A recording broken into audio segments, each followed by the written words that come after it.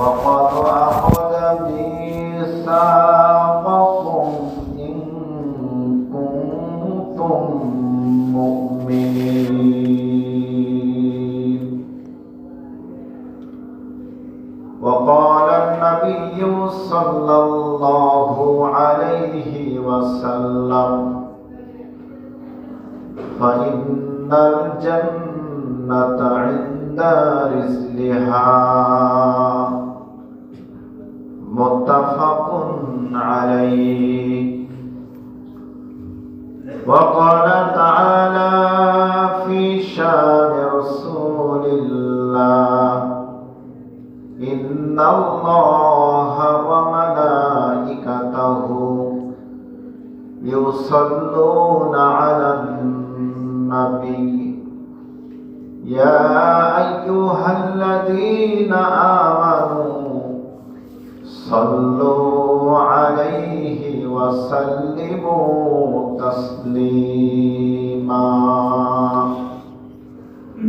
اللهم صل على محمد وعلى آل محمد كما صليت على إبراهيم وعلى آل إبراهيم إنك حميد مجيد اللهم بارك على محمد وعلى آل محمد كما باركت على إبراهيم وعلى آل إبراهيم إنك حميد مجيد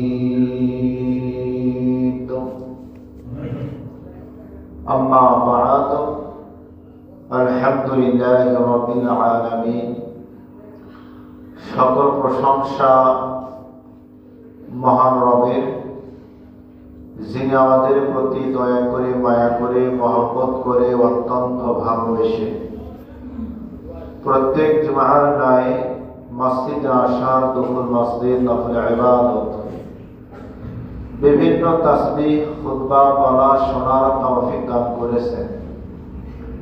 সেই মহান রবের দরবারে শুকরিয়া জ্ঞাপন করছি। সকলে বলুন আলহামদুলিল্লাহ। দরুদ ও সালাম নবী মুহাম্মদ রাসূলুল্লাহ সাল্লাল্লাহু আলাইহি ওয়াসাল্লামের প্রতি।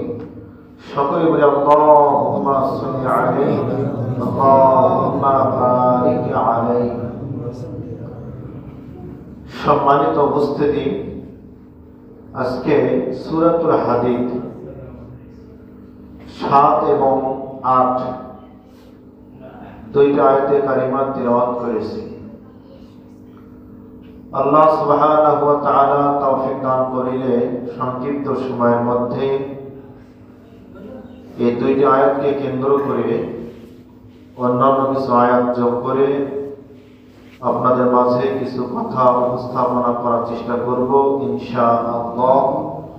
ওয়া তাওফিকি ইল্লা বিল্লাহি আলাইহি তাওয়াক্কালতু ওয়া ইলাইহি উনীব। সকলে বলি আল্লাহুম্মা আমিন। আমিন। আলোচনা আজকে যাই হবে, প্রত্যেকে আমাদের শিক্ষা। এই শিক্ষার মধ্যে আপনার আমার জন্য জান্নাত জাহান্নাম, যা বর্জন করব জান্নাত পেয়ে যাব, যা গ্রহণ করব জাহান্নামে যাব। রাস্তা দুইটা, ফারিকুম ফিল জান্নাতি ওয়া ফারিকুম ফিস সাঈর। রাস্তা হলো দুইটা রাস্তা। পৃথিবীতে আপনি নিজেকে একজন আদর্শ মানুষ বানাবেন, তারপরে আদর্শ মুসলিম বানাবেন। আদর্শ মানুষ, আদর্শ ব্যক্তি, আদর্শ মুসলিম আপনি নিজেকে বানাইতে পারলে এরপর হচ্ছে আদর্শ ইমানদার, আদর্শ মুত্তাকিন, আদর্শ আল্লাহ ভীরু, আদর্শ মুমিন আপনি যদি হতে পারেন, ফারিকুম ফিল জান্নাতি, আপনার রাস্তা হবে জান্নাতের রাস্তা। নিজেকে যদি আদর্শবান না বানাইতে পারেন, আদর্শ মুমিন না বানাইতে পারেন, আদর্শ মুসলিম না হতে পারেন, তাহলে ফারিকুম ফিস সাঈর, তাহলে আপনার রাস্তা হবে জাহান্নাম। তার রাস্তা আমরা কয়টা পেলাম? দুইটা রাস্তা। তো মুমিন এমনি এমনি হয় না, ঘরে বসে থাকলে ইমানদার হওয়া যায় না। মসজিদে আযান হচ্ছে, আপনি বাড়িতে শুয়ে থাকলেন, ইমানদার হওয়া যাবে? মসজিদে আযান হচ্ছে, আপনি চারটা হলে বসে আপনি আড্ডা দিলেন, আপনি ইমানদার হতে পারবেন? ইসলামে বলা হচ্ছে যে আপনি সুদ খায়েন না, আমি সুদ খাইতেছি, আমি কি ইমানদার হতে পারবো? হজ তো 3 বার করে আসছে। কয়বার হজ করে আসছে? 3 বার। কাবার তমাম করে আসছি, কিন্তু আমি সুদ খাইতেছি, ঘুষ নিতেছি, ঘুষ দিতেছি, মিথ্যা বলতেছি, মিথ্যা শুনতেছি, গীবত করতেছি, অপরের গীবত শুনতেছি, ইমানদার হতে পারবেন? রাস্তা কি? ফারিকুম ফিস সাঈর। আপনার স্থান আপনি কোথায় করে নিলেন? জাহান্নাম। না আপনাকে কেউ জাহান্নামে দিল? কথাটা বুঝতেছেন আপনারা? আপনাকে কেউ জাহান্নামে দিছে না, আপনি জাহান্নাম করে নিলেন? এই দুনিয়াতে আপনি যা কিছু করবেন সেটা দুইটা লাইন হবে। আপনি যা উপার্জন করবেন, যে ভালো কিছু উপার্জন করেন, তাহলে ভালো কিছু নিয়ে আল্লাহর সন্তুষ্টি নিয়ে আল্লাহর জান্নাতে প্রবেশ করতে পারবেন। আর যদি আপনি ভালো কিছু না করেন, আল্লাহর অসন্তুষ্টি নিয়ে আপনাকে জাহান্নামে যেতে হবে। তার জান্নাতে যেতে হলে কার সন্তুষ্টি দরকার? আল্লাহর সন্তুষ্টি দরকার। জাহান্নামে যেতে হলে কার অসন্তুষ্টি দরকার? আল্লাহর অসন্তুষ্টি দরকার। আল্লাহর অসন্তুষ্টি যে কোনো মুহূর্তে করা যায়। আল্লাহ আপনাকে বলছেন যে আপনি কখনো খারাপ কাজ করবেন না, মানুষকে ঠকাবেন না, মানুষের গীবত করবেন না, সমালোচনাকারী হবেন না, পরনিন্দা করবেন না। কিন্তু আমি এটা মাঝে হাবুডুবু খাচ্ছি, আমি এটাকে পছন্দ করি।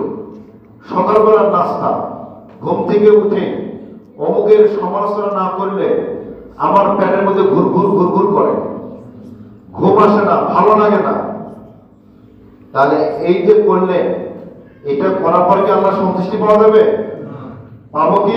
আল্লাহর অসন্তুষ্টি। ঠিক না ভাই?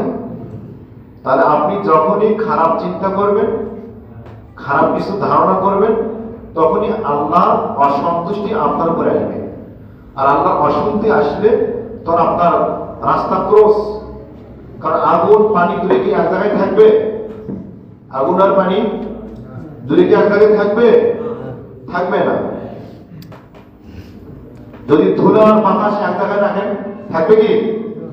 এই যে বালি আর বাতাস এক জায়গায় রেখে দিবেন, থাকবো? থাকবে না। কারণ বাতাসে ধুলোটাকে আলাদা করে দিয়ে দিবে, আগুনে ওই পানিটাকে কি করবে? গরম করে দিবে। আর যদি ঠান্ডা পানি আগুনের মধ্যে দেওয়া হয়, ওটা নিভে যাবে। তার আগুন দিয়ে প্রসেস করে পানি গরম করা যায়, আবার তাজা পানি দিয়ে জ্বলন্ত আগুনকে নিভানো যায়। ঠিক না? আমরা দুটো এক জায়গায় থাকে না, যে কোনো একজন জয়ী হবে। ইসলাম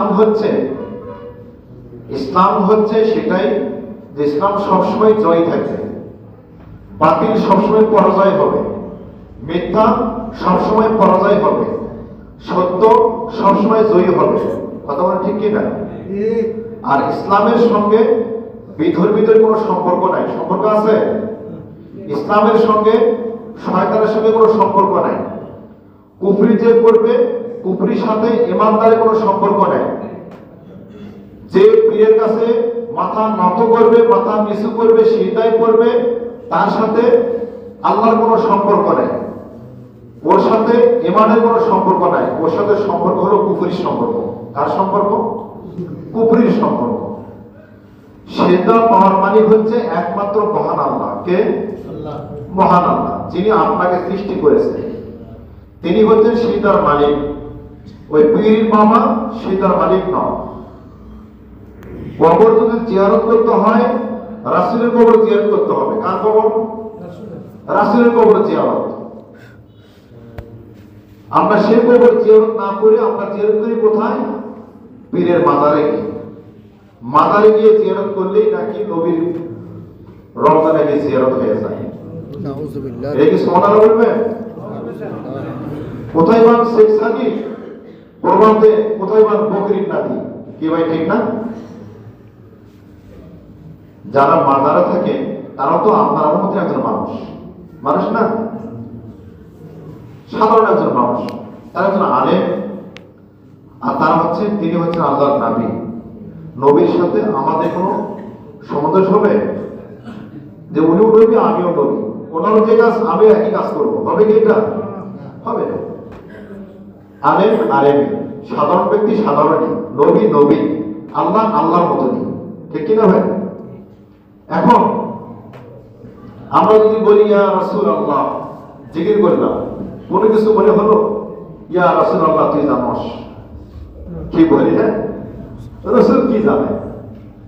কার কোনো জানার ক্ষমতা আছে? আমরা এটা পরিচালিত, আমরা বলে থাকি। রাসূলের কোনো ক্ষমতা নাই আপনার ভালো মন্দ জানা। আল্লাহ তারা জানাইলে সে জানবে, আল্লাহ তারা জানাইলে সে জানবে, তাছাড়া তার জানার ক্ষমতা নাই। সব খবর জানে একমাত্র মহান আল্লাহ। কে জানে? মহান আল্লাহ। আপনি পৃথিবীতে, এই জমিতে আপনি কিভাবে বিচরণ করতেছেন, কি কাজ করতেছেন, সেটা আল্লাহ সন্তুষ্টির জন্য না অসন্তুষ্টির জন্য, সব কিছু আল্লাহ দেখতেছেন। আপনি গোপনে কি করতেছেন, প্রকাশ্যে কি করতেছেন, সেটাও আল্লাহ দেখতেছেন। আপনার ছেলে মেয়ে একের অধিক, একজন কিংবা দুইজন কিংবা পাঁচজন কিংবা 10 জন ইত্যাদি, প্রত্যেক সন্তান, প্রত্যেক মেয়ের সঙ্গে, প্রত্যেক ছেলের সঙ্গে, স্ত্রীর সঙ্গে, মা বাবার সঙ্গে আপনি কেমন আচরণ করতেছেন, ভালো করতেছেন না মন্দ করতেছেন, এটা দেখেন কে? রাসূল দেখেন না? এটা কেন রাসূল দেখবেন না? আপনি তো বলেন ইয়া রাসূলুল্লাহ সবই তুই জানোস। আর রাসূল কিচ্ছু জানে না, সব জানে কে? আল্লাহ। এই বিশ্বাসটা তার থাকবে না, তার ঈমান নাই। যদি বলে যে রাসূলও কিছু জানে, তাহলে তার ঈমান থাকবে? থাকবে না। যদি সে মুসলিম দাবি করে, তাহলে তার ঈমান থাকবে না। আর যে বেদিন তো বেদিনী, তার দিনই তো তার ইসলামিক দায়িত্ব। তাহলে সব কিছু আল্লাহ দেখেন। বাবাই হজ করে আসছে, মানে মাঝে মধ্যে ওমরাও করে, ফরজ হজ করে আসছে। ছেলে হলো 3 জন, মেয়ে হলো 1 জন। মেয়েকে বাড়ি কোনো সম্পদ দেয় নাই, সবও দেয় নাই, কিছু টাকা পয়সা দিয়ে বিদায় করছে। বলেন তো বাবা কি ভালো কাজ করছে? হজ কিন্তু 3 বার করছে। আপনি কেন বলবেন না যে খারাপ কাজ, ভালো কাজ করলো না? হজও করছে, মেয়ে টাকাও দিছে, আর 3 ছেলে জায়গা সুন্দর করে খাসির কর্জা যেগুলো লিখে দিয়ে দিছে। কাজটা ভালো হয় নাই? তেমন ওই জন্মই দেয় নাই, এই জন্য ওরা দেয়ই না কিছু। ও মনে করে ওটা জন্মই দেয় নাই, জন্ম হচ্ছে 3টা সন্তান। আপনি 3 বার কেন 70 বার হজ করেন, আপনার কোনো লাভ হবে না। 3 জন ছেলের সঙ্গে মেয়ের সঙ্গে আপনাকে সঠিক আচরণ করতে হবে। আল্লাহর ফয়সালায় তার উপর আপনাকে সন্তুষ্ট থাকতে হবে। আল্লাহর ফয়সালায় আপনাকে ফয়সালা দিতে হবে। আল্লাহর কসম, যারা পিতা আছেন, আপনার ছেলে মেয়ের সঙ্গে যদি আপনার আচরণ যদি সঠিক না হয়ে থাকে, ইনসাফ যদি না হয়ে থাকে, আল্লাহর কসম করে বলি, আপনার নামাজ, আপনার রোজা, আপনার হজ, আপনার যাকাত, আপনার জিন্দেগি, আপনার দান, আপনার খয়রাত, আপনার বন্দেগি সব একটু আল্লাহ দ্বারা কবুল হবে না। কথা কি বুঝতেছেন? আমার মতো একজন কান মোল্লা যদি হয়, যদি আমার মেয়েকে যদি ঠকায় বা কোনো ছেলেকে যদি ঠকায়, আমার মতন হাবেশা 14 বার যদি হজ করে আসে একটুও গুণ আমার কমবে না। কমবে? এটা আমার কথা বললাম, কারণ আপনারা অনেক ভালো, কারণ আপনারা ছেলেমেয়েকে কখনো ঠকান নাই, নিজের স্ত্রীকেও ঠকান নাই, খালি একটু মহারণাটা দেন নাই। কি ঠিক না ভাই? স্ত্রী কিন্তু ঠকান নাই, কিন্তু মহারণা দেন নাই। দেন মহর যেটা কাবিল করছে এটা আপনারা দেন নাই, কিন্তু তাকে ঠকাই নাই। আপনি স্ত্রীকে দেন মহর পরিশোধ না করে আপনার চকের সমস্ত জমি যদি লিখে দেন, আপনার কি দেন মহর আদায় গেছে? কথা বলা হয়েছে? আগে দেন মহর পরিশোধ করতে হবে, পরে আপনি ভালোবাসা দিয়ে পুরো বাংলাদেশে লিখে দেন, সমস্যা নেই। কি ঠিক না? আপনার দেন মহর 1 টাকা হতে পারে, তার আপনি 20 টাকা করলেন, তাহলে 1 টাকার কাছে 20 টাকা জিরো, 1 টাকার কাছে কি 20 টাকা জিরো। স্ত্রীর মহর পরিশোধ করতে হবে ওই 5 রাতে, স্ত্রীর শরীরে টাচ করার আগে তাকে যে দেনমোহরটা গার্জিয়ান মেরে যে ধরা হয়েছে এটা পরিশোধ করতে হবে। পরিশোধ না করে স্ত্রীকে টাচ করলেন, জেনা হয়ে গেল, সন্তান জন্ম দিলেন, যার সন্তান হলো, কিন্তু নাম দিয়েছেন আব্দুর রহমান, নাম দিয়েছেন আব্দুল্লাহ, কিন্তু সন্তানটা কি? কথা বলেন, কি সন্তানটা? যার সন্তান। কারণ আপনাদের বিবাহ বৈধ হয় নাই, কারণ জ্ঞান মহরের মাধ্যমে আপনার বিবাহ বৈধ হয়। শুধু কবুল করলেন, কবুলের মাধ্যমে বিবাহ বৈধ হয় না, তার ভরণ পোষণ শুরু হয় তার জ্ঞান মহর থেকে। কি দিয়ে শুরু হয়? কথা বলেন, কি থেকে? জ্ঞান মহর দিয়ে শুরু হয়। এই জন্য জ্ঞান মহরটা 1 টাকা যদি হয়, এই যুবকরা আমি আপনাদেরকে উদ্দেশ্য করে বলছি, তোমরা যারা বিবাহ করবে, পূর্বে যারা এত ভুল করছে তোমরা ভুল করবে না। বিবাহ করার সমর্থন করে তারপর বিবাহ করবে, জ্ঞান মহর পরিশোধ করার ক্ষমতা থাকলে বিবাহ করবে, নইলে সিয়াম রোজা রাখবে। তোমার উপর রোজা রাখা জরুরি, কারণ আমার তো জ্ঞান মহর দেওয়ার মতো সমর্থন নাই, আমাকে রোজা রাখতে হবে। প্রিয় ভাইরা আমার, যা কিছু বলছি আপনাদেরকে বাঁচানোর জন্য, আপনাদেরকে বাঁচানোর জন্য বলছি। কারণ এটা বাংলাদেশে ধরেন লোক সমাজে 100 জন হয়, তার 99 মানুষই এই ভুলের মাঝে আছে। তবে একটা পথ, সেটা হলো তওবা। যদি এই ধরনের ভুল আমাদের হয়েই থাকে, আজকে আমার স্ত্রীর কাছে আমাকে যেতে হবে, স্ত্রীর কাছে যেয়ে তাকে মরণা পরিশোধ করে দিয়ে বলে, তোমার পিতামাতা, আমার পিতামাতা বা আত্মীয় স্বজন মিলে যে মহরটা নির্ধারণ করেছিলেন, যদিও আমার এটা দিতে পারি নাই, সেটা আজকে আমি পরিশোধ করলাম। আল্লাহর রাস্তে তুমি মন থেকে আমাকে ক্ষমা করে দাও, আল্লাহ যেন আমাকে জাহান্নাম থেকে বাঁচায়। ভাই বলতে পারবেন না? পারবেন তো ইনশাআল্লাহ? ক্ষমাটা চেয়ে নিয়ে। এই পৃথিবীতে মানুষ শিরক করার পরের গুণাটাই হচ্ছে স্ত্রীর সঙ্গে জিনা করা। শিরকের পরের গুণাটা কি? স্ত্রীর সঙ্গে জিনা করা। জিনাটা কি? স্ত্রীকে মোহর না দিয়ে জিনা করা। এই জিনার কারণে সে হাজি হোক, সে হাফেজ হোক, সে মওলানা হোক, সে যাই হোক না কেন, তার স্থানটা হবে জাহান্নামে। ফতোয়া দিয়ে গেলাম, পারলে উল্টাই নিলাম। শিরক করবেন, আপনার ঈমান শেষ। শিরকের পরের গুনাহটা কি? জিনা। জিনা কি? কবিরা গুনাহ। জিনা কি? কবিরা গুনাহ। তার কবিরা গুনাহ করলে আপনাকে জান্নাত পাওয়া যাবে? তওবা করলে আশা আছে, আছে না নাই? তওবা করলে উপায় আছে। শিরক করে মারা গেলে আপনার সব বন্ধ হয়ে গেল। কবিরা গুনাহ করে মারা গেলে সব বন্ধ হয়ে গেল। আপনার সুতরাং শুধু গান রইল না, আপনি তওবা করতে পারেন না, কিন্তু কবিরা গুনাহ আমি ঠিকই করেছি, কবিরা গুনাহ করেছি, তওবা করার সুযোগ পাইনি। কি জবাব দিবেন আপনার রবের কাছে? বয়স তো অনেক হয়ে গেছে আমাদের, এখন পর্যন্ত আপনার আমার হুঁশ হলো না, খেয়াল হলো না। আল্লাহ তাআলা বলেন, আমিনু বিল্লাহি ওয়া রাসূলিহি, তোমরা যারা আল্লাহ এবং রাসূলকে বিশ্বাস করো, আল্লাহ ও রাসূলের প্রতি বিশ্বাস স্থাপন করেছো।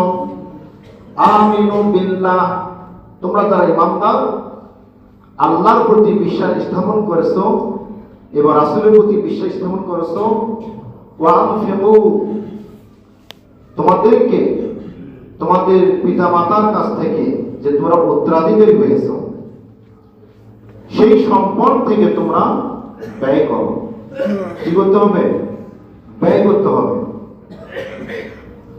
আমিনু বিল্লাহি ওয়া রাসূলিহি ওয়ানফিকু মিম্মা জাআলাকুম মুস্তাখলাফিনা ফি, তোমাদের পিতা মাতার রেখে দেওয়া যেই সম্পদগুলো তোমরা পেয়েছো সেখান থেকে তোমরা ব্যয় করো। এই জন্যই ব্যয় করবে, ওই ব্যয়ের মাধ্যমে তোমাদের কবরের জিন্দেগি এবং জান্নাতের রাস্তা ক্লিয়ার। কবরের জিন্দেগিটাও সুন্দর হবে, জান্নাতের রাস্তাটা ক্লিয়ার হয়ে যাবে। কবরের ভিতর আযাব আছে না নাই? কবরে আযাব আছে, বিশ্বাস আছে আপনাদের? কবরে আযাব রয়েছে।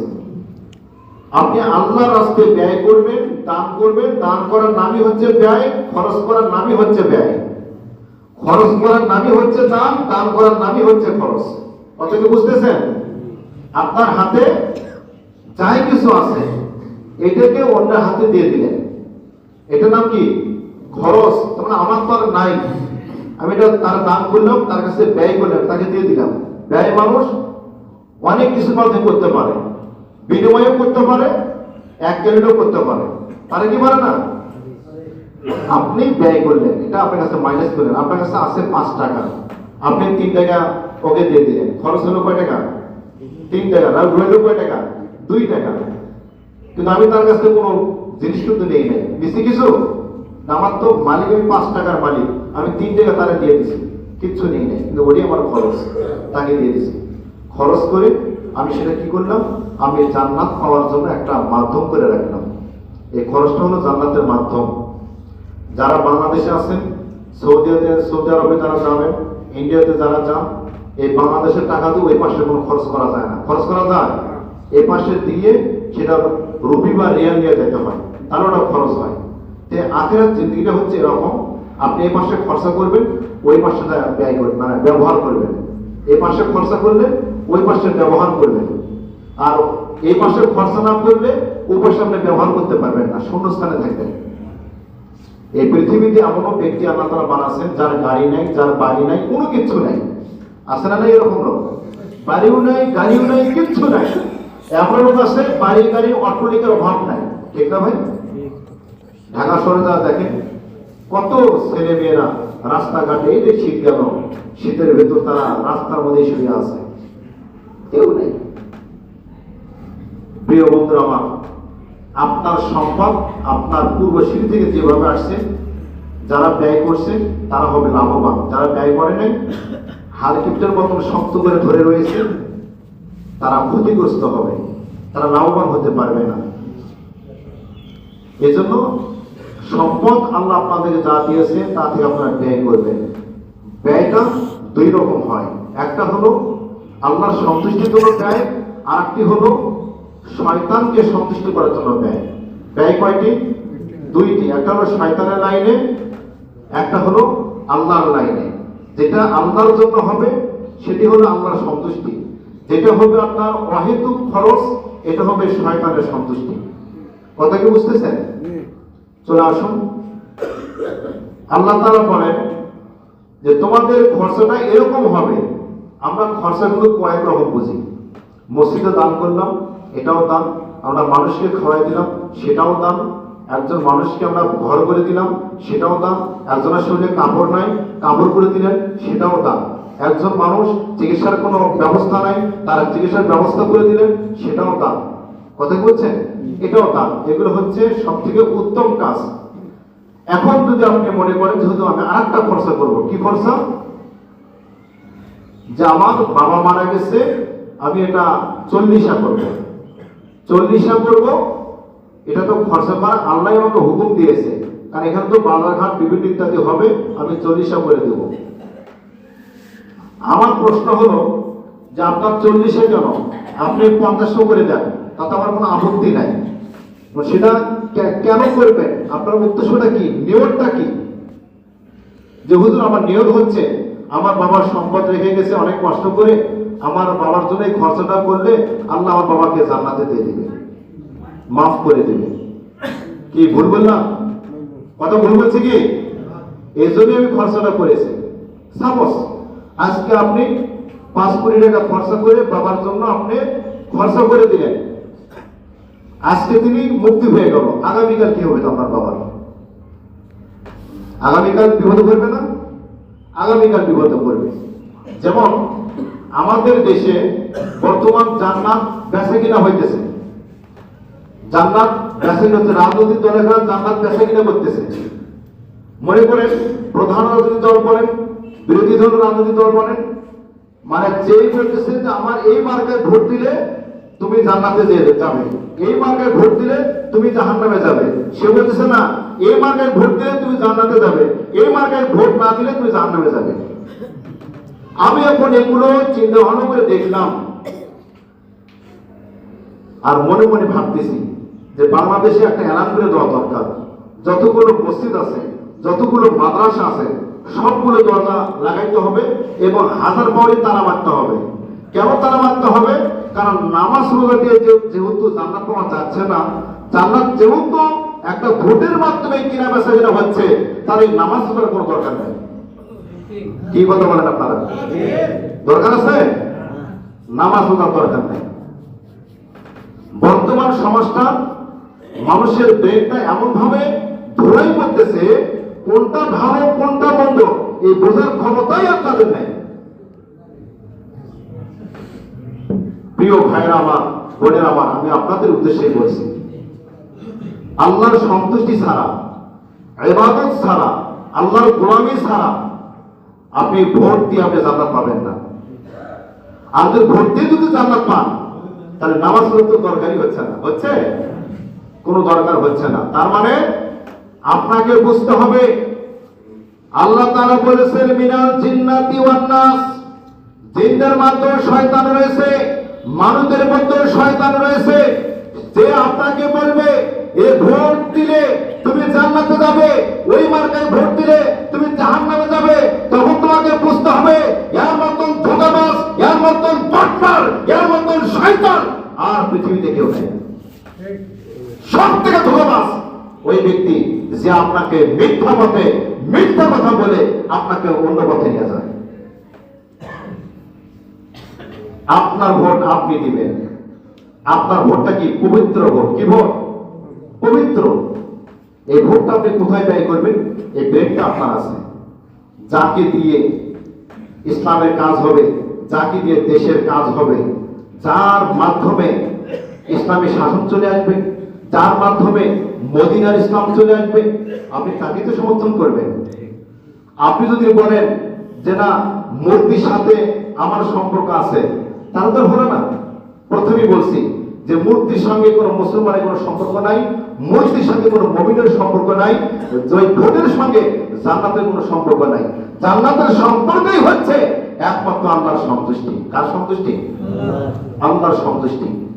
তার মানে আপনাকে আল্লাহর হুকুম যথাযথভাবে আপনাকে কায়েম করতে হবে, তারপরে আল্লাহর সন্তুষ্টি লাগবে। আপনার সমস্ত হুকুম হাকাম ঠিক রেখে এরপরে আল্লাহ যদি আপনাকে কবুল করে, তাহলে আল্লাহর সন্তুষ্টি আপনার উপরে আসতে পারে। আপনি চাকরির জন্য আপনি অ্যাপ্লিকেশন করেছেন, এই নয় যে আপনার চাকরিটা হয়ে গেছে। কি ভাই, ঠিক না? আপনি অ্যাপ্লিকেশন করেছেন, আপনি ভাবতেছেন যে আমি করেছি তো আমার চাকরি হয়ে গেছে, এটা নয়। আপনি নামাজ, রোজা, হজ, জাকাত যাই কিছু করেন না কেন, সব কিছু করার পর আপনি ভাববেন না যে আমি জান্নাত পেয়ে গেলাম, আমার তো কিছু দরকার নেই। প্রিয় ভাইরা আমার, এই ধারণাটা আমাদের নয়। কারণ এটা হচ্ছে আল্লাহর হুকুম, আপনাকে করতে হবে। কারণ আল্লাহ হচ্ছে আপনার সৃষ্টিকর্তা, আল্লাহ হচ্ছে আপনার মালিক। আপনাকে এজন্যই বানাচ্ছেন, ওমা খলাকতুল জিন্না ওয়াল ইনসা ইল্লা লিয়াবুদুন। জিন এবং মানুষকে সৃষ্টি করেছেন শুধুমাত্র আল্লাহর গোলামি করার জন্য। যত রুকুসিদ্ধা আছে, যত হুকুম হাকাম আছে, সব কিছু আল্লাহর জন্য। লিল্লাহি মা ফিস সামাওয়াতি ওয়াল আরদ। অপর আয়াতে বলা হচ্ছে লিল্লাহি রাব্বিল আলামিন, সব কিছু আল্লাহর জন্য। অতএব আপনাকে শুধরাতে হবে, আপনাকে আল্লাহর দিকে ফিরে আসতে হবে।